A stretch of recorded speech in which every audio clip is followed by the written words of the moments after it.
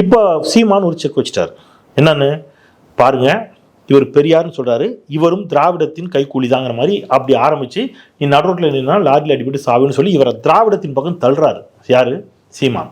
இப்போ திராவிடத்தின் பக்கம் தள்ளுகின்ற பொழுது தனக்கு ஈழத்தமிழுடைய ஆதரவு பறிபோய் விடுமோ, அங்கிருந்து வரக்கூடிய மற்ற ஆதரவுகள் நமக்கு இல்லாமல் போய்விடுமோ என்ற அச்சத்தில் இப்போ அவர் பெரியார் அடிக்கும்போது, நான் பெரியாருக்காக ரொம்ப ஸ்ட்ராங்காக போய் நின்னேன்னா, பார்த்தீங்களா நான் சொன்னேன்னா உண்மையாயிடுச்சா?